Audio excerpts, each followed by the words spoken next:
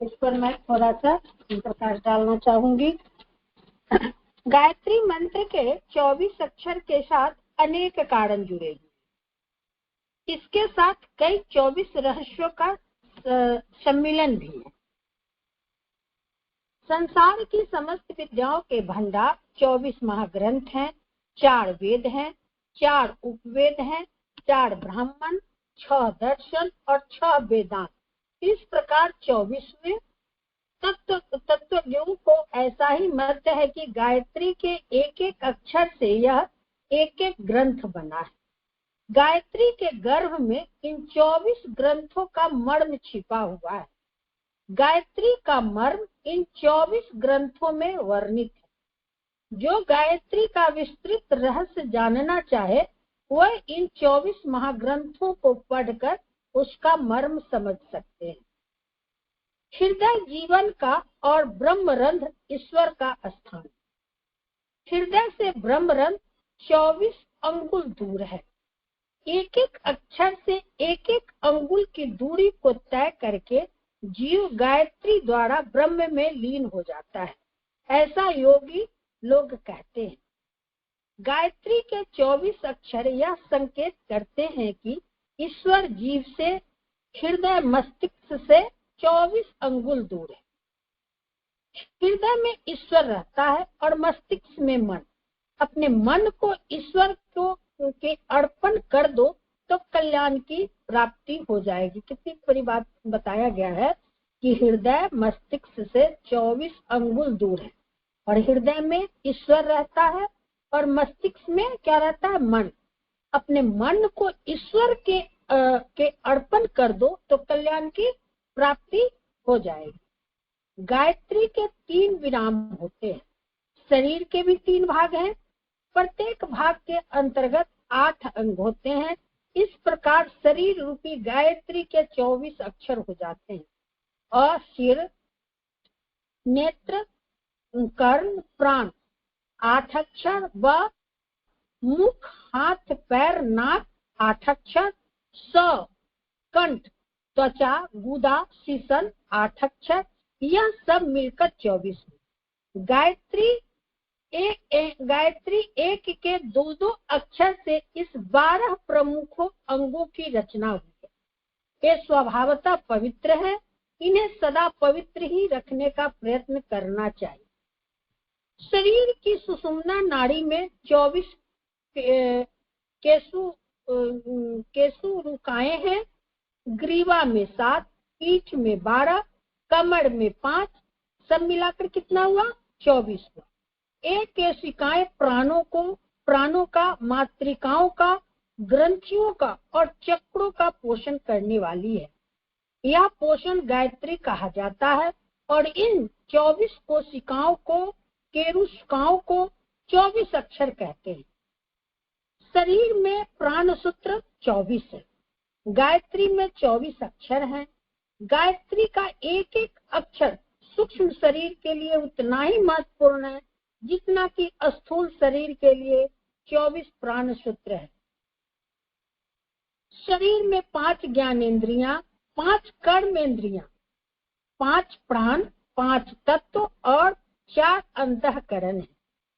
इन 24 के द्वारा ही शरीर जीवित रहता है। हमारे आध्यात्मिक शरीर में गायत्री की 24 शक्तियां इसी प्रकार ओतप्रोत है। गायत्री साधना से अष्ट सिद्धि, 9 निधि और 7 शुभ गतियों की प्राप्ति होती है। ये 24 महीन लाभ गायत्री के अंतर्गत है। इस मंत्र में 24 ऋषियों और 24 देवताओं की शक्तियां सन्निहित है। सांख्य दर्शन में वर्णित 24 तत्वों से सृष्टि का क्रम चलता है। उन 24 का प्रतिनिधित्व गायत्री के 24 अक्षर करते हैं। शरीर में प्रधानतः 24 अंग हैं।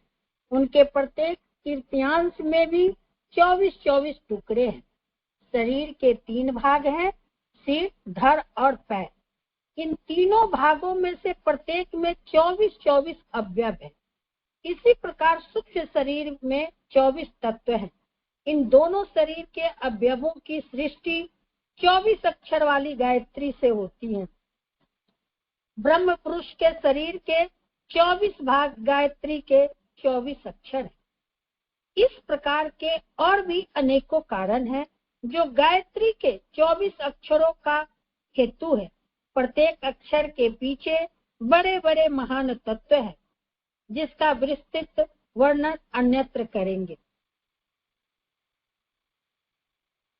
ये दीदी अखंड ज्योति 23 के जून के फर्स्ट पृष्ठ पे ही है। हम पढ़े थे तो हमको अच्छा लगा।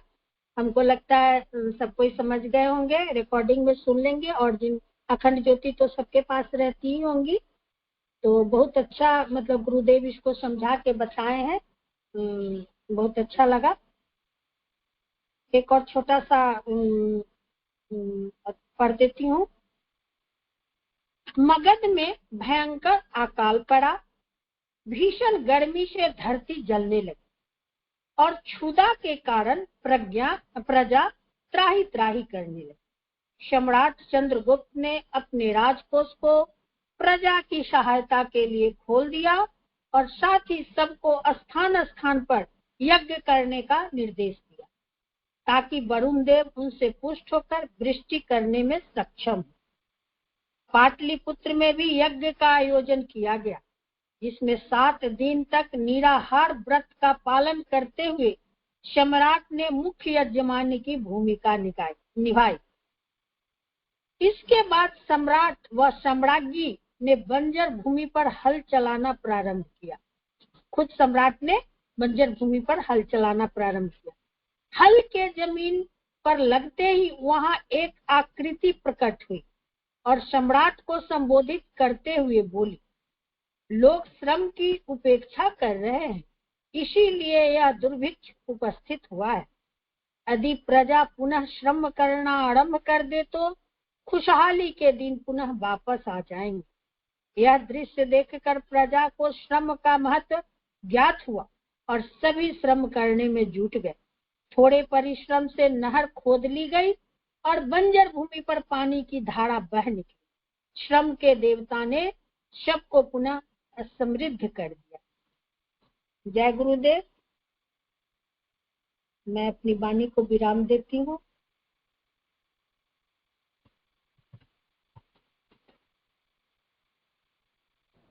बहुत बहुत धन्यवाद अनामिका दीदी, बहुत अच्छा आपने सुनाया। अब मैं पुष्पा दीदी का नाम लूंगी। पुष्पा दीदी, अपनी रीडिंग आप शुरू कर सकती हैं। आवाज आ रही है दीदी? हाँ जी दीदी। परम पूज्य गुरुदेव, परम वंदनीय माता जी की सूक्ष्म उपस्थिति को प्रणाम करते हुए आप सभी ग्रुप के भाई बहनों को प्रणाम। आज 21 जून 2023 9वां अंतर्राष्ट्रीय योग दिवस की आप सभी को बहुत बहुत शुभकामनाएं। अपनी व्यस्त दिनचर्या में कुछ योगा अभ्यासों को शामिल कर अपने आप को स्वस्थ रखा जा सकता है। कुछ सरल योगा अभ्यास आपको मात्र मन के धरातल पर ही नहीं अपितु मन के धरातल पर भी स्वस्थ रखेंगे और खुशहाल जीवन प्रदान करेंगे। ये योग के लिए था। धन्यवाद। अब मैं गुरुदेव के साहित्य भंडार में से पढ़ूंगी। स्वाध्याय में प्रमाद मत करो। जितने संत तथा महापुरुष हुए हैं उन्होंने स्वाध्याय की महिमा का गान किया है। हिंदू शास्त्रों में लिखा है कि स्वाध्याय में प्रमाद नहीं करना चाहिए। प्रमाद का अर्थ है भ्रम और भ्रांति। स्वाध्याय के अर्थ के संबंध में लोगों के अनेक मतभेद हैं। कुछ लोग पुस्तकें पढ़ने को स्वाध्याय कहते हैं, कुछ लोग खास प्रकार की पुस्तकें पढ़ने को स्वाध्याय कहते हैं। कुछ का कहना है कि आत्मनिरीक्षण करते हुए अपनी डायरी भरने का नाम स्वाध्याय है। वेद के अध्ययन का नाम भी कुछ लोगों ने स्वाध्याय रख छोड़ा है। लेकिन इतने अर्थों का विवाद उस समय अपने आप समाप्त हो जाता है जब मनुष्य के ज्ञान में उसका लक्ष्य समा जाता है। स्वाध्याय का विश्लेषण करने वालों ने इसके 2 प्रकार के समास किए हैं। समास का अर्थ है संग्रह, समर्थन। प्रति घड़ी प्रत्येक मनुष्य को अपने स्वयं चरित्र का निरीक्षण करते रहना चाहिए कि उसका चरित्र पशुओं जैसा है अथवा सत्पुरुष जैसा है। आत्मनिरीक्षण की इस प्रणाली का नाम ही स्वाध्याय है। जितने महापुरुष हुए हैं वे सब इसी मार्ग का अनुसरण करते रहे। उन्होंने स्वाध्याय के इस मार्ग से ही कहीं भी अपने अंदर कमी नहीं आने दी, बल्कि समस्त कमियों को निकालकर और पूर्ण मानव बनने के उद्देश्य से इस मार्ग को ग्रहण किया। पानी बहता है क्योंकि उसका बहना ही धर्म है। सूर्य, चंद्रमा, नक्षत्र चलते हैं क्योंकि गति करना, चलना यह उसका स्वभाव है। यदि ये अपने स्वभाव को छोड़ दें, गतिहीन हो जावें, तो सृष्टि का काम ही रुक जाए। ऐसे ही मानव का स्वाभाविक काम स्वाध्याय है। जिस दिन वह स्वाध्याय नहीं करता उसी दिन वह मानवत्व से पतित हो जाता है। मानवत्व का मतलब है अपने जीवन से, अपनी प्रकृति से मतलब गुणों को दूर कर लेना। वेद शास्त्रों में श्रम का सबसे बड़ा महत्व है। हर एक को कुछ ना कुछ श्रम नित्य प्रतिदिन करना ही चाहिए। श्रम इसी त्रिलोकी में होता है। भू, भुवः और स्वर्ग लोक ही श्रम का क्षेत्र है। इस श्रम के क्षेत्र में स्वाध्याय ही सबसे बड़ा क्षेत्र है। अर्थात स्वाध्याय द्वारा परमात्मा से योग करना सीखा जाता है और समत्व रूप योग से स्वाध्याय किया जाता है। योग पूर्वक स्वाध्याय से ही परमात्मा का साक्षात्कार हो सकता है। अब मैं 10 बातें हैं गुरुदेव की, वो और पढ़ूंगी। गुरुदेव की 10 बातें आप ध्यान रखेंगे तो आप कभी परेशान नहीं होंगे। गुरुदेव भारतवर्ष के श्रेष्ठतम विद्वानों में से एक हैं, जिन्होंने अखिल भारतीय गायत्री परिवार की स्थापना की है। यहाँ जानिए आचार्य जी के कुछ ऐसे विचार जिसमें सफल और सुखी जीवन के सूत्र छिपे हैं। पहला है, जब तुम पैदा हुए थे तो तुम रोए थे, जबकि पूरी दुनिया ने जश्न मनाया था। अपना जीवन ऐसे जियो कि तुम्हारी मौत पर दुनिया रोए और तुम जश्न मनाओ। दूसरा है कठिनाई। जब तक आप अपनी समस्याओं एवं कठिनाइयों की वजह दूसरे को मानते हैं, तब तक आप अपनी समस्याओं एवं कठिनाइयों को मिटा नहीं सकते। तीसरा है असंभव। इस दुनिया में असंभव कुछ भी नहीं है। हम वो सब कर सकते हैं जो हम सोच सकते हैं। हम वो सब भी सोच सकते हैं जो अब तक हमने नहीं सोचा। चौथा है हार मानना। बीच रास्ते से लौटने का कोई फायदा नहीं है, क्योंकि लौटने पर आपको उतनी ही दूरी तय करनी पड़ेगी जितनी दूरी तय करने से आप लक्ष्य तक पहुंच सकते हैं। पांचवा है हार जीत। सफलता हमारा परिचय दुनिया को कराती है और असफलता हमें दुनिया का परिचय कराती है। छठा है आत्मविश्वास। अगर किसी चीज को दिल से चाहो तो वो पूरी कायनात उसे तुमसे मिलाने में लग जाती है। सातवां है महानता। महानता कभी ना गिरने में नहीं बल्कि हर बार गिरकर उठ जाने में है। आठवां है गलतियां। यदि आप समय पर अपनी गलतियों को स्वीकार नहीं करते हैं तो आप एक और गलती करते हैं।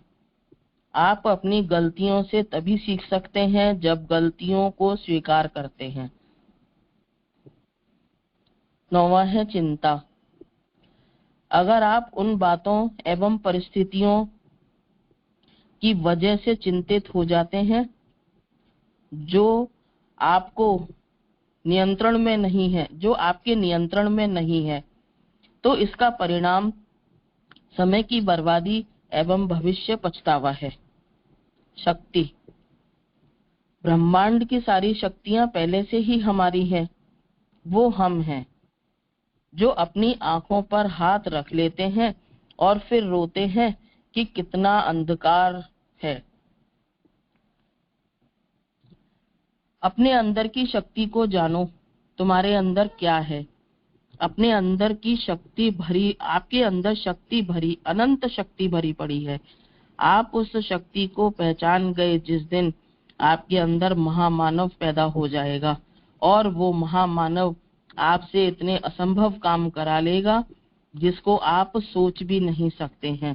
सावधान, युग बदल रहा है। इसी बात को ये सब पढ़ते हुए अब मैं अपनी वाणी को विराम दूंगी। 4 लाइन और बोलूंगी। अभी सभी के विद्यालय स्कूल खुलने वाले हैं, तो भारतीय संस्कृति ज्ञान परीक्षा के लिए मैंने पहले भी बताया था, और अब जैसे जुलाई में स्कूल खुल जाएंगे, पेरेंट्स मीटिंग में आप लोग जाएंगे, वहां पे आप प्रिंसिपल से, अपने जो उनके क्लास टीचर्स हैं उनसे बात ये रख सकते हैं कि आप भारतीय संस्कृति ज्ञान परीक्षा जरूर करवाएं। ये नवंबर में होगी। आपकी से डेट तो हम लोगों के उत्तराखंड में तो 3 नवंबर है, बाकी की जगह अलग अलग होगी डेट वो। तो ये वाली बात आप लोग पेरेंट्स मीटिंग के अंदर रखें। ये 9 भाषाओं के अंदर परीक्षा कराई जाती है, और ये जो परीक्षा बच्चे देंगे और जो नहीं, मतलब जिन बच्चों ने ये परीक्षा नहीं दी है और जो ये परीक्षा दे चुके हैं, उन बच्चों में आप कंपेयर करके देखेंगे कि वो बच्चे साधारण बच्चे नहीं होंगे। ये बात को थोड़ा सा आप चिंतन करिएगा। इन्हीं बातों को कहते हुए मैं अपनी वाणी को विराम दूंगी। धन्यवाद। सभी को प्रणाम। बहुत बहुत धन्यवाद पुष्पा दीदी। आपने जो ये जो छोटे छोटे जो आपने कोटेशन पढ़े वो बहुत अच्छे थे, बहुत इफेक्टिव है। उसको लेकर चलना चाहिए सभी को, मुझे भी। और मैं आपसे रिक्वेस्ट करूंगी, जो जो आपने बताया कि भारतीय संस्कृति ज्ञान परीक्षा, इस रिलेटेड अगर आपके पास कोई सर्कुलर है या कोई पैम्पलेट है तो आप ग्रुप में शेयर कर दीजिए, ताकि लोग, क्योंकि आजकल व्हाट्सएप ग्रुप होता है स्कूल का, उसमें सारे टीचर्स होते हैं और हेड टीचर्स भी होते हैं, तो उनसे हम शेयर करेंगे, फिर डिस्कस कर सकते हैं। पेरेंट्स से भी डिस्कशन हो जाएगा और टीचर से भी हो जाएगा एक साथ। तो अगर कोई पैम्पलेट या सर्कुलर है इस रिलेटेड तो आप प्लीज ज्ञान स्वाध्याय में शेयर कीजिएगा। आपका बहुत बहुत धन्यवाद। अब मैं उषा दीदी से रिक्वेस्ट करूंगी, दीदी आप अपनी रीडिंग शुरू कर सकती हैं। सभी को प्रणाम। जय गुरुदेव। दीदी मेरी आवाज ठीक आ रही है? हाँ जी दीदी। सभी को योग दिवस की बहुत बहुत शुभकामनाएं। आज हम गुरुदेव का एक लेख पूर्वाभास एवं भविष्य कथन, कितना सही कितना तर्कसम्मत, उसके बारे में पढ़ने जा रहे हैं। आज गुरुदेव हमें बता रहे हैं कि कई बार ऐसा होता है कि बहुत से लोग जो भविष्य में होने वाली घटनाएं हैं उसके बारे में पहले से ही बता देते हैं, और विज्ञान के पास भी इसके बारे में कोई स्पष्ट रूप से कुछ नहीं बता सकते कि ऐसा क्यों पॉसिबल होता है। इसके पीछे पूर्व जन्म के संस्कार का विशेष महत्व है। तो इसी के बारे में गुरुदेव जी हमें समझा रहे हैं, तो आइए समझते हैं। क्या मनुष्य वही देखता है जो सामने परिलक्षित होता है? साधारण स्थिति में तो ऐसा ही होता है, देखा जाता है। नाक के ऊपर लगे हुए 2 नेत्र गोलक केवल सामने की दिशा में और कुछ दाएं बाएं एक नियत आकार प्रकार डायमेंशन तक वस्तुएं देख सकते हैं। इसे फील्ड ऑफ विजन कहते हैं। सूक्ष्मदर्शी व दूरदर्शी यंत्रों की मदद से इच्छानुसार वस्तुओं के आकार प्रकार को बड़ा देखा जा सकता है, चाहे वे समीपस्थ हो अथवा दूरस्थ। किंतु यह दृश्य वर्तमान काल के ही हो सकते हैं, भूत या भविष्य के नहीं। टेलीविजन, फोटोग्राफी, चित्रों के माध्यम से भूतकाल की जानकारी हो सकती है। इतने भर से मनुष्य को संतुष्ट करना पड़ता है। क्या भविष्य को प्रत्यक्ष आंखों के समक्ष देखा जा सकता है? प्रश्न उठ सकता है कि भविष्य का पूर्व निर्धारित रूप कैसे देखा जा सकता है? यदि भविष्य निश्चित है तो कर्म पुरुषार्थ की क्या आवश्यकता? अतः बुद्धि की अटकल कंप्यूटर सब कुछ के बावजूद भविष्य कथन की बात गले नहीं उतरती। बुद्धिवाद का युग है तो यह चिंतन स्वाभाविक भी है, किंतु पूर्वाभास एवं भविष्य कथन के अनेकों ऐसे घटनाक्रम दैनिक जीवन में प्रकाश में आते हैं जिनका विज्ञान के पास कोई उत्तर नहीं है। वे कालांतर में सही भी होते पाए गए हैं। ऐसी एक नहीं अनेकों घटनाएं हैं जिनमें सामान्य अथवा असामान्य व्यक्तियों में यह क्षमता अकस्मात उभरी या विकसित की गई है एवं समय की कसौटी पर खरे उतरे हैं। प्रयत्न पूर्वक आत्मबल को बढ़ाना और सिद्धियों के क्षेत्र में प्रवेश करना, यह एक तर्क और विज्ञान सम्मत प्रक्रिया है। किंतु कभी कभी ऐसा भी देखने में आता है कि कितने ही व्यक्तियों में इस प्रकार की विशेषताएं अनायास ही प्रकट हो जाती हैं। उन्होंने कुछ भी साधना या प्रयत्न नहीं किया तो भी उनमें ऐसी क्षमताएं उभरी जो अन्य व्यक्तियों में नहीं पाई जाती। असामान्य को भी चमत्कार कहते हैं। अस्तु ऐसे व्यक्तियों को चमत्कारी माना गया है। होता यह है कि किन्हीं व्यक्तियों के पास पूर्व संचित ऐसे संस्कार होते हैं जो परिस्थितिवश अनायास ही उभर आते हैं। वर्षा के दिनों में अनायास ही कितने पौधे उपज पड़ते हैं। वस्तुतः उनके बीज जमीन में पहले ही दबे होते हैं। यही बात उन व्यक्तियों के बारे में भी कही जा सकती है जो बिना किसी प्रकार की अध्यात्म साधनाएं किए ही अपनी अलौकिक क्षमताओं का परिचय देते हैं। भविष्य दर्शन की विशेषता को अतीन्द्रिय क्षमता के अंतर्गत ही गिना जाता है। इस विशेषता के कारण संसार भर में जिन लोगों ने विशेष ख्याति प्राप्त की है उसमें एंडरसन, सैम बेजोन, पीटर हरकोस, फ्लोरेंस फादर, फियो आदि के नाम पिछले दिनों पत्र पत्रिकाओं में छाए हुए हैं। पूर्वाभास में भविष्य कथन के जो सही उदाहरण सामने आते हैं उनका क्या कारण हो सकता है? इसका तथ्य संगत उत्तर एक ही हो सकता है, अध्यात्म स्तर की विशेषता, दिव्य दृष्टि। वह अदृश्य जगत की हांडी में पकती हुई भावी संभावना का स्वरूप और समय जान सकता है। कर्म का प्रतिफल समय साध्य है। इसी मध्यवर्ती अवधि में यह पता चलना कठिन पड़ता है कि किस कृत्य की परिणति कितने समय में किस प्रकार किस स्थान में होगी। इतने पर भी उसका स्वरूप बहुत कुछ स्थिति में होता है कि कोई दिव्यदर्शी उसका पूर्वाभास प्राप्त कर सके। यह संभावना है भी या नहीं, इस संदर्भ में कितनी ही महत्वपूर्ण साक्ष्यां समय समय पर सामने आती रहती हैं। इसके बारे में एक दो छोटी स्टोरी इसमें गुरुदेव जी हमें बता रहे हैं। प्रथम विश्व युद्ध के दिन 1 नवंबर 8 वर्षीय एंडरसन घर की बैठक में खेल रहा था। सहसा वह रुका, माँ के पास पहुंचा और उसका हाथ पकड़कर उससे बैठक में ले गया जहाँ उसके भाई नेल्सन की फोटो लगी थी। नेल्सन कनाडा की सेना में कप्तान था और मोर्चे पर था। एंडरसन ने भाई की फोटो की ओर संकेत करते हुए माँ से कहा, माँ देखो तो भाई के चेहरे पर बंदूक की गोली लगी है और वे जमीन पर गिरकर मर गए हैं। चुप मूर्ख, ऐसी अशुभ बातें तेरे दिमाग में कहाँ से आई? अब कभी ऐसे कुछ न बोलना और न ऐसा सोचना। माँ ने झिड़का, पर एंडरसन तो अपनी बात पर जिद करने लगा। इस घटना के 2-3 दिन बाद जब तार आया कि 1 नवंबर 1918 को गोली लगने के कारण नेल्सन की मृत्यु हो गई है तो पूरा परिवार शोक में डूब गया। पर एंडरसन की बातें याद कर वे सब विस्मय से भी भर उठे। इसके बाद तो मोहल्ले पड़ोस में उसने कई बार ऐसी भविष्य संबंधी बातें बताई कि लोग उसे सिद्ध भविष्य वक्ता मानने लगे। घर वालों ने उसका ध्यान बटाने के लिए उसे शीघ्र ही एक खान की नौकरी में लगा दिया। पर थोड़े ही दिनों में एंडरसन ने यह कहते हुए इस नौकरी को छोड़ दिया कि मैं उन्मुक्त आत्मा हूँ, योग के संस्कार मुझ पर हैं, निरंतर आत्म परिष्कार ही मेरा लक्ष्य है। भौतिक परिस्थितियों से, पैसे रुपयों के लोभ से मैं बंधा नहीं रह सकता। इसके बाद एंडरसन व्यापारियों, जहाजों द्वारा विश्व भ्रमण के लिए निकल पड़ा।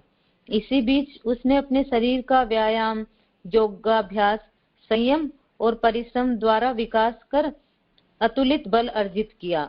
लोहे की छड़ कंधे पर रखकर उसमें 15-20 व्यक्तियों तक को लटकाकर चल फिर लेना, कार उठाना, शक्तिशाली गतिशील मोटर को हाथ से रोक देना, उन्मुक्त और क्रुद्ध सांडों को पछाड़ देना आदि के करतब उसके लिए मामूली बात हो गई थी। उसने इनके सफल प्रदर्शन किए और ख्याति पाई। लोग कहने लगे कि यह कोई पूर्व जन्म का योगी है। पूर्व जन्म में किए गए योगाभ्यास का प्रभाव और प्रकाश उसमें अब भी शेष है। 60 वर्ष से अधिक की आयु में भी एंडरसन लोहे की नाल दोनों हाथों से पकड़कर सीधी कर देते थे। शारीरिक शक्ति के साथ ही उन्होंने अतीन्द्रिय सामर्थ्य भी विकसित किया और वे जिन डिक्सन, कीरो तथा टेनिसन से भी अधिक सफल भविष्यवक्ता माने जाते हैं। एंडरसन भारत आकर योग एवं ज्योतिष संबंधी ज्ञान प्राप्त करना चाहते थे। यद्यपि उनकी यह आकांक्षा परिस्थितियों वश पूर्ण नहीं हो सकी। तो इस कहानी में गुरुदेव हमें बता रहे हैं कि ये कुछ पूर्व जन्म के संचित संस्कार होते हैं जिनके माध्यम से हम भविष्य वक्ता और भविष्य को भी देख सकते हैं। और उन्होंने भी ऐसा ही किया। उन्होंने फिर इसके बाद योगाभ्यास, व्यायाम और परिश्रम ये सब अर्जित किया और उसके बाद वो कितने बड़ी बड़ी मोटरें और उन सबको भी रोक सकते थे। तो ये सब उनके आत्मबल की वजह से हुआ। और एक दूसरी कहानी और है। इंग्लैंड में भी सैम बेजोन नामक एक व्यक्ति हुआ है। उसे बाल्यावस्था से ही पूर्वाभास की शक्ति प्राप्त थी। 7 वर्ष का था तभी उसे यह पूर्वाभास हुआ कि बाहर गए पिताजी एक ट्राम से घर आ रहे हैं और वह ट्राम दुर्घटनाग्रस्त हो जाने से वे घायल हो गए हैं। माँ को बेजोन ने ये सब बात बताया तो मिली झिड़की। पर जब कुछ समय बाद आहत पिता घर आए और उन्होंने बताया कि ट्राम दुर्घटना से ही वे आहत हुए, तो दुखी माँ विस्मित सी हो उठी। बाल्यावस्था में ही सैम बेजोन ने अनेकों बार पूर्वाभ्यास की अपनी शक्ति का परिचय दिया। उसके घर में क्रिसमस पर प्रतिभोज दिया गया। मित्रों, पड़ोसियों, परिजनों ने उपहार दिए। सबके जाने के बाद माँ ने सैम बेजोन से उपहार का एक डिब्बा दिखाकर पूछा, तू बड़ा भविष्यदर्शी बनता है, बता इस डिब्बे में क्या है। डिब्बा जैसा आया था वैसा ही बंद था। सैम ने वे सारी वस्तुएं गिन गिन कर बता दी जो उस डिब्बे में बंद थी। बिना किसी लेंस या यंत्र के डिब्बे के भीतर की वस्तु का यह ज्ञान इस तथ्य का द्योतक है कि विचारों और भावनाओं की दिव्य तथा सूक्ष्मदर्शी द्वारा बिना किसी माध्यम के गहन अंतराल में छिपी वस्तुओं को भी देखा जाना जा सकता है। अपने एक परिचित पेंटर के बारे में एक दिन ऑफिस में बैठे बेजोन ने सहसा चल चित्रवत दृश्य देखा कि वह एक दीवार की पेंटिंग करते समय सीढ़ियों से लुढ़ककर गिर पड़ा है। 3 दिन के भीतर ही यह दुर्घटना इसी रूप में हुई और मोहल्ले के एक मकान की दीवार की रंगाई के समय सीढ़ी से फिसलकर गिरने से उस पेंटर की मृत्यु हो गई। बेजोन का पूर्वाभास सत्य सिद्ध हुआ। तो इसमें भी हमने देखा कि सेम पूरे भविष्य के बारे में उनको ज्ञान था, तो ये उनके पूर्व संचित कर्म की वजह से हुआ। ऐसे ही हमने गुरुदेव के भी बहुत सारे संस्मरण लोगों से सुने हैं कि कुछ भी गुरुदेव जी से लोग पूछते थे तो वो उनके भविष्य के बारे में, उनके बारे में सब कुछ बता देते थे। इन लोगों के बारे में हमने जो कुछ भी पढ़ा है या जो हमने अभी सुना है, तो ये सब पूर्व संचित कर्म, साधना और पूर्व संस्कारों की वजह से ही होता है। आम भाषा में इसे हम लोग चमत्कार भी कह देते हैं, परंतु ऐसा नहीं होता है। हमारे शुभ कर्म की वजह से ही ऐसा होता है और जिसका साइंस के पास तो कोई आंसर ही नहीं है। तो हम सबको भी ऐसे ही शुभ कर्म करने चाहिए और सही मार्ग पर आगे बढ़ना चाहिए। इसी के साथ मैं अपनी बात को विराम देती हूँ। प्रणाम दीदी, जय गुरुदेव।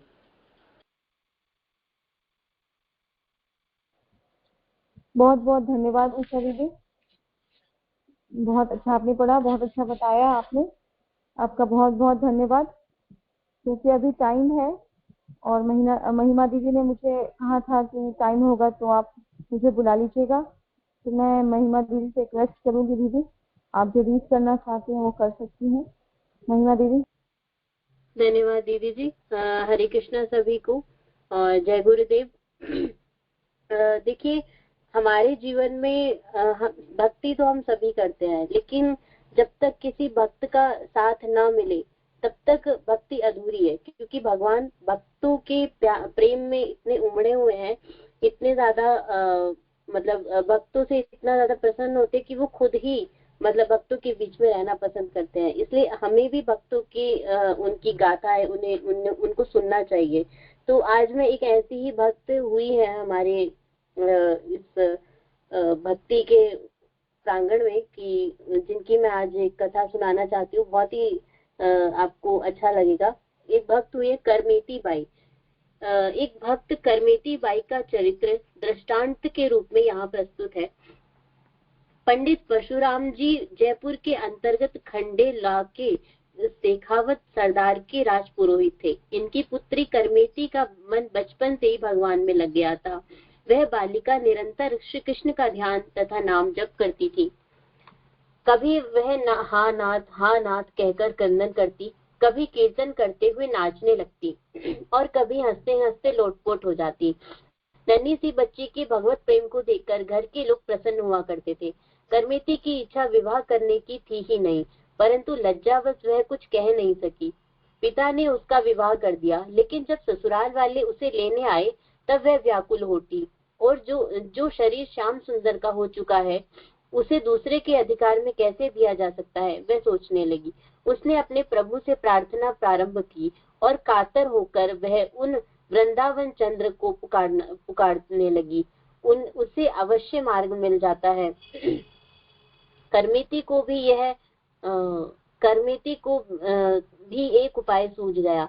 आधी रात को जबकि सब सो गए थे, वह अकेली बालिका चुपचाप घर से निकल पड़ी और वृंदावन के लिए चल पड़ी। सवेरे घर में करमेती के न मिलने पर हलचल मच गई। परशुराम पंडित जानते थे कि उनकी पुत्री कितनी पवित्र है, किंतु लोक लाज के भय से अपने यजमान राजा के पास चले गए। राजा ने अपने पुरोहित की सहायता के लिए चारों ओर घुड़सवार भेजे कि वे करमेती को ढूंढ लाएं। करमेती दौड़ी चली जा रही थी। रात्रि भर में वह कितनी दूर निकल आई तो उसे भी पता नहीं चला। सवेरे होने पर भी वह भागी ही जा रही थी कि उसने घोड़ों की टाप का शब्द सुना। उसे डर लगा कि घुड़सवार उसे पकड़ने आ रहे हैं। आसपास न कोई वृक्ष था और न कोई दूसरा छिपने का स्थान, किंतु एक ऊंट मरा पड़ा था और रात्रि में श्रृंगालों ने उसके पेट का भाग खा लिया था। करमेती की दृष्टि ऊंट के पेट में बनी कंदरा पर गई। इस समय वह सांसारिक विषयों की भयंकर दुर्गंध से भाग रही थी। मरे ऊंट के शरीर से निकलने वाली गंध उसे विषयों की दुर्गंध के समान सामने तुच्छ लगे जान पड़ रही थी। भागकर वह ऊंट के पेट में छिप गई। घुड़सवार पास आए तो दुर्गंध के मारे उन्होंने उस ऊंट की ओर देखा तक नहीं। वहां से शीघ्रता पूर्वक वे आगे बढ़ गए और अंत में हताश होकर लौट गए। माता पिता आदि भी पुत्री के संबंध में निराश हो गए। जिनकी कृपा से विष अमृत हो जाता है, अग्नि शीतल हो जाती है, उसी की कृपा वर्षा करमेती पर हो रही थी। ऊंट के शरीर में वह भूखी प्यासी 3 दिन छिपी रही। उस सड़े ऊंट के शरीर की गंध उसके लिए सुगंध में बदल गई थी। चौथे दिन वह वहां से निकली। मार्ग उसका जाना हुआ नहीं था, किंतु जो सबका एकमात्र मार्गदर्शक है उसकी ओर जाने वाले को मार्ग नहीं ढूंढना पड़ता, मार्ग उसे ही ढूंढ लेता है। करमेती को साथ मिल गया और वह वृंदावन पहुंच गई। वहां पहुंचकर मानो आनंद के समुद्र में मग्न हो गई। जब परशुराम पंडित को अपनी पुत्री का कहीं पता न चला तब वे वृंदावन आए, लेकिन भला वृंदावन में करमेती को जानता पहचानता कौन था कि पता लगता। एक दिन वृक्ष पर चढ़कर परशुराम पंडित इधर उधर देख रहे थे। ब्रह्म कुंड पर उन्हें एक बैरागिनी दिखाई पड़ी। वहां जाने पर उन्होंने देखा कि साधु वेश में करमेती ध्यान मग्न बैठी है। पुत्री की दीनहीन बाहरी दशा देखकर पिता को शोक हुआ, परंतु उसके भगवत प्रेम को देखकर वे अपने को धन्य मानने लगे। कई घंटे बैठे रहने पर भी जब करमेती का ध्यान भंग नहीं हुआ, तब पिता ने उसे हिला डुला कर जगाया। वे उससे घर चलकर भजन करने का आग्रह करने लगे। करमेती ने कहा, पिताजी, यहाँ आकर भी कोई लौटा है भला? मैं तो व्रज राजकुमार के प्रेम में डूबकर मर चुकी हूँ। अब मुर्दा यहाँ से कैसे उठे? अंततः परशुराम जी उसके भक्ति भाव को देखकर वापस लौट गए। राजा ने जब यह समाचार सुना, तब वह भी करमेती के दर्शन करने वृंदावन आया। राजा के बहुत आग्रह करने पर करमेती बाई ने एक छोटी कुटिया बनवाना स्वीकार किया। राजा ने करमेती बाई के लिए ब्रह्म कुंड के पास एक कुटिया बना दी। राजा ने करमेती बाई के लिए ब्रह्म कुंड के पास एक कुटिया बना दी। करमेती बाई की भक्ति ने राजा को भी भक्त बना दिया। इस प्रकार भक्तमाल में अनेकानेक भक्तों के पावन चरित्रों का वर्णन हुआ है। ये भक्तमाल से मैंने लिया था। यहाँ पर इस ग्रंथ में, ये ग्रंथ श्री नाभादास जी ने लिखा हुआ है और उनकी भी बड़ी सुंदर कहानी है श्री नाभादास जी की, वो मैं आपको सुनाती हूँ। भक्तमाल के सबसे प्राचीन टीकाकार श्री प्रियादास जी भक्तमाल ग्रंथ का प्राकट्य कैसे हुआ इसे बताते हैं। एक बार की बात है, श्री नाभादास जी के पूज्य गुरुवर श्री अग्रदास जी महाराज भगवान सीताराम जी की मानसी उपासना में लीन थे और उनके शिष्य श्री नाभादास जी धीरे धीरे उन्हें पंखा झल रहे थे। उसी समय अग्रदास जी का एक शिष्य जहाज द्वारा समुद्र की यात्रा कर रहा था। उसका जहाज एकाएक संकट भंवर में फंस गया और रुक गया। उस समय उस संकट से मुक्त करने के लिए शिष्य ने अपने गुरुजी श्री अग्रदास जी का ध्यान स्मरण किया। उसका फल यह हुआ कि गुरुजी का ध्यान भी शिष्य की ओर गया और उनकी मानसी आराधना ध्यान टूट गया। विलक्षण बात यह हुई कि इस ध्यान भंग की बात नाभा जी की समझ गए। जब उन्होंने अपने पंखे की वायु के झोंके से रुके हुए जहाज को भव संकट से पार कर दिया, जहाज समुद्र में यथावत चल पड़ा, तब नाभादास जी गुरुजी से बोले, गुरुदेव, वह जहाज पुनः चल पड़ा है, अतः आप पहले के ही समान भगवान के ध्यान में लग जाइए। यह सुनकर अग्रदास जी ने आंखें खोली और कहा, कौन बोला? नाभादास जी ने हाथ जोड़कर कहा, वही आपका दास जिसे आपने अपना प्रसाद दे देकर पाला है। श्री नाभादास जी की इस बात को सुनकर अग्रदास जी के आश्चर्य का ठिकाना न रहा। वे मन ही मन सोचने लगे कि ओह, इसकी ऐसी ऊंची स्थिति को हो गई है कि यह मेरी मानसी सेवा तक पहुंच गया है। आश्चर्य यह है कि इसने यहाँ बैठे ही बैठे दूरस्थ समुद्र में होने वाली घटना का प्रत्यक्ष कर लिया और यहीं से जहाज की रक्षा कर ली। फिर विचार करते ही उनके मन में बड़ी प्रसन्नता हुई। वे यह जान गए थे कि संतों की सेवा तथा उनसे प्राप्त प्रसाद भक्षण की ही यह महिमा है। इसी से इसे ऐसी दिव्य दृष्टि प्राप्त हो गई है। तब श्री अग्रदास जी ने नाभादास जी को आज्ञा देते हुए कहा, वत्स, तुम्हारे ऊपर यह साधुओं की कृपा हुई है। अब तुम उन्हीं साधु संतों के गुण स्वरूप तथा उनके हृदय को भावों का गान करो।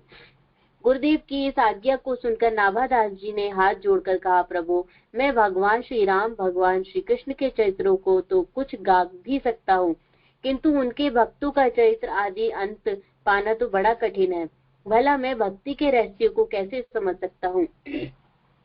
तब अग्रदास जी बड़े प्रेम से उन्हें समझाते हुए बोले, जिन्होंने तुम्हें मेरी मानसी सेवा में प्रवेश कराया है, जिन्होंने तुम्हें समुद्र में जहाज को दिखाया, जिन्होंने यहीं से पंखे की हवा से जहाज को आगे बढ़ा दिया, वे ही भगवान तुम्हारे हृदय में प्रविष्ट होकर भक्तों के तथा अपने ही सब रहस्यों को खोलकर बता देंगे। गुरुदेव ने नाभादास जी की आशंका को दूर किया। बस अब क्या था, उन्होंने गुरुदेव की प्रेरणा प्राप्त कर उनसे आशीर्वाद ले भक्तमाल की उद्भावना कर डाली और इस घटना वर्णन उन्होंने अपने ग्रंथ में प्रारंभ किया। तो ये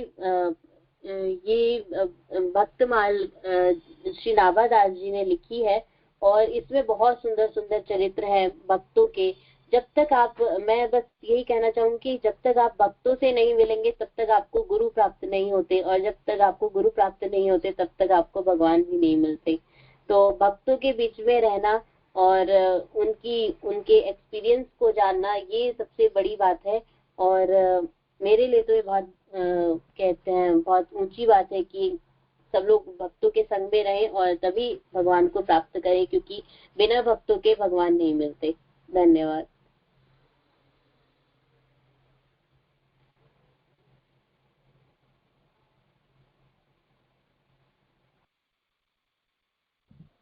बहुत बहुत धन्यवाद महिमा दीदी, बिल्कुल सही कहा। भक्तों के संग में रहने का आनंद ही कुछ और है।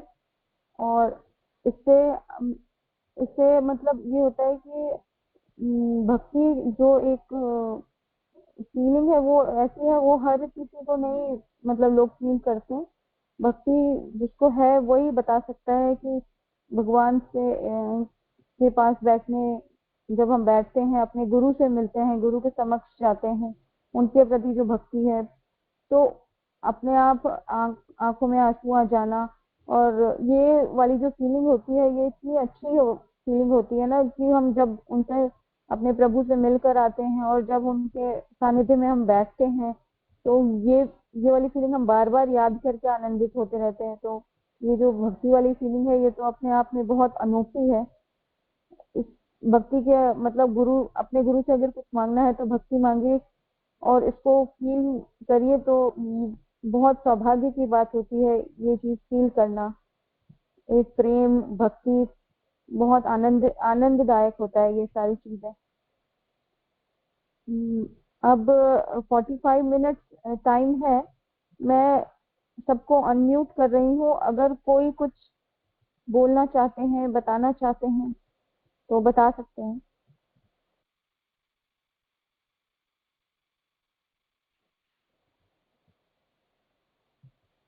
कुछ पूछना चाहते हैं तो वो भी पूछ सकते हैं, कोई जवाब देना चाहे तो वो जवाब दे सकते हैं। जी, मैं एक कहानी सुनाना चाहती थी।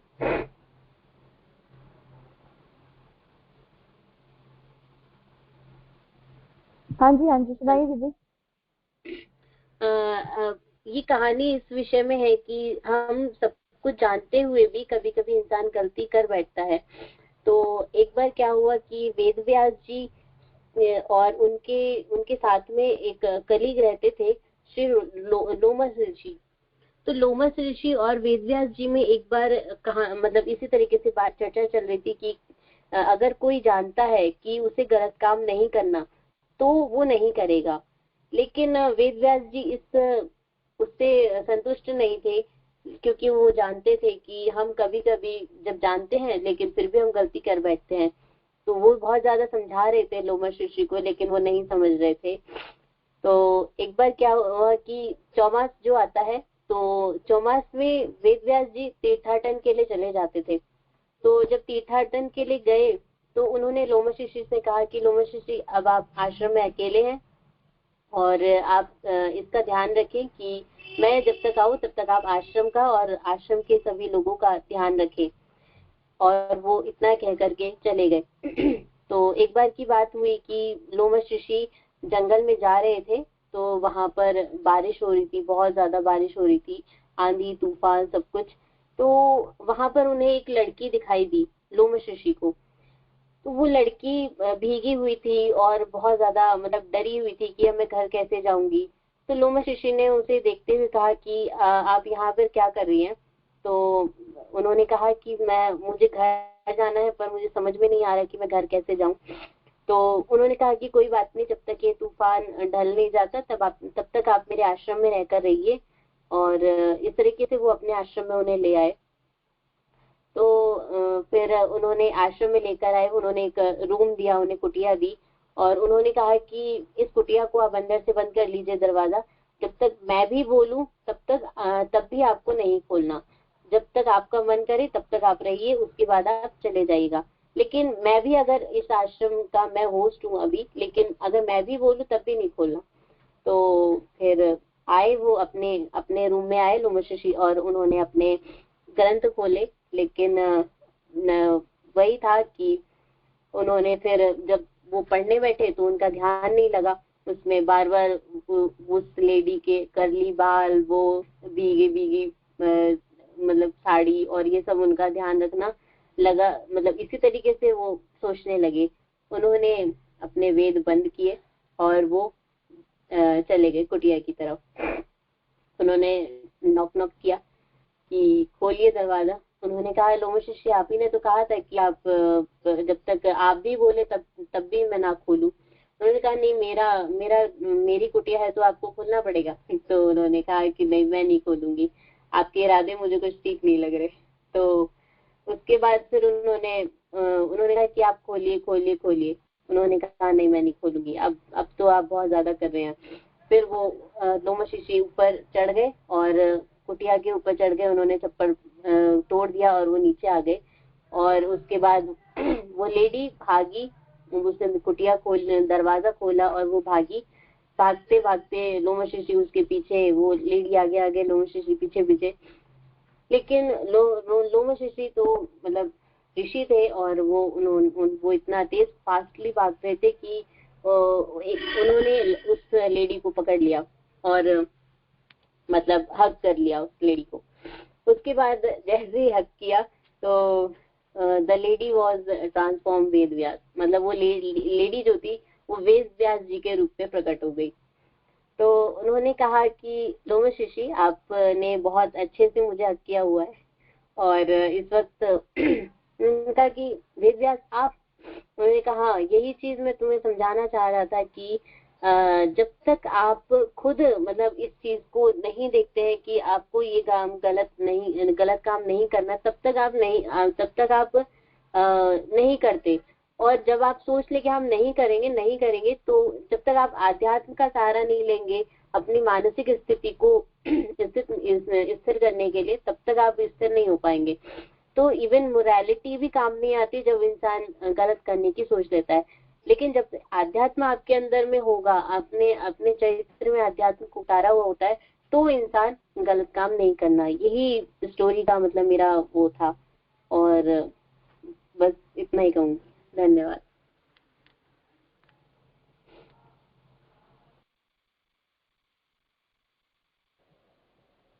बहुत बहुत धन्यवाद महिमा दीदी, बिल्कुल सही कहा। अध्यात्म ऐसे ही नहीं मिल जाता है, इसके लिए बहुत सारी परीक्षाएं देनी पड़ती है, अपने आप को बहुत साधना पड़ता है और तभी उसी को साधक कहते हैं। बहुत अच्छा बताया। अब चलिए आहुतियों का क्रम करते हैं। गायत्री महामंत्र की 5 मंत्र होती और महामृत्युंजय मंत्र की 5 मंत्र होती डालेंगे हम, फिर पूर्णा होती, फिर उसके बाद राष्ट्रगान करेंगे। ओम भूर्भुवः स्वः तत्सवितुर्वरेण्यं भर्गो देवस्य धीमहि धियो यो नः प्रचोदयात् स्वाहा। इदं गायत्री इदं न मम। ओम भूर्भुवः स्वः तत्सवितुर्वरेण्यं भर्गो देवस्य धीमहि धियो यो नः प्रचोदयात् स्वाहा। इदं गायत्री इदं न मम। ओम भूर्भुवः स्वः तत्सवितुर्वरेण्यं भर्गो देवस्य धीमहि धियो यो नः प्रचोदयात् स्वाहा। इदं गायत्री इदं न मम। ओम भूर्भुवः स्वः तत्सवितुर्वरेण्यं भर्गो देवस्य धीमहि धियो यो नः प्रचोदयात् स्वाहा। इदं गायत्री इदं न मम। ओम भूर्भुवः स्वः तत्सवितुर्वरेण्यं भर्गो देवस्य धीमहि धियो यो नः प्रचोदयात् स्वाहा। इदं गायत्री इदं न मम। उषा दीदी की मदर इन लॉ की सर्जरी है, उनका जो ऑपरेशन है वो सक्सेसफुल हो, वो स्वस्थ हो जाए। और मेरे फादर इन लॉ की तबीयत खराब है, वो भी स्वस्थ हो जाए। और सभी के स्वस्थ जीवन लंबी आयु के लिए महामृत्युंजय मंत्र की 5 मंत्र होती। ॐ त्र्यम्बकं यजामहे सुगन्धिं पुष्टिवर्धनम् उर्वारुकमिव वन्दनान् मृत्योर्मोक्षैमामृतात् स्वाहा इदं महामृत्युञ्जयदं न मम ॐ त्र्यम्बकं यजामहे सुगन्धिं पुष्टिवर्धनम् उर्वारुकमिव वन्दनान् मृत्योर्मोक्षैमामृतात् स्वाहा इदं महामृत्युञ्जयदं न मम ॐ त्र्यम्बकं यजामहे सुगन्धिं पुष्टिवर्धनम् उर्वारुकमिव वन्दनान् मृत्योर्मोक्षैमामृतात् स्वाहा इदं महामृत्युञ्जयदं न मम ॐ त्र्यम्बकं यजामहे सुगन्धिं पुष्टिवर्धनम् उर्वारुकमिव वन्दनान् मृत्योर्मोक्षैमामृतात् स्वाहा इदं महामृत्युञ्जयदं न मम ॐ त्र्यम्बकं यजामहे सुगन्धिं पुष्टिवर्धनम् उर्वारुकमिव वन्दनान् मृत्योर्मोक्षैमामृतात् स्वाहा इदं महामृत्युञ्जयदं न मम पूर्णाहुति ॐ पूर्णमदः पूर्णमिदं पूर्णात् पूर्णमुदच्यते पूर्णस्य पूर्णमादाय पूर्णमेवावशिष्यते ॐ पुनादर्वी परापत सुपूर्णा पुनरापत वश्नेन विक्रीणा वा ईष्णुगं शतक्रतो स्वाहा ॐ सर्ववै पुनग्वं स्वाहा ॐ सर्ववै पुनग्वं स्वाहा ॐ सर्ववै पुनग्वं स्वाहा।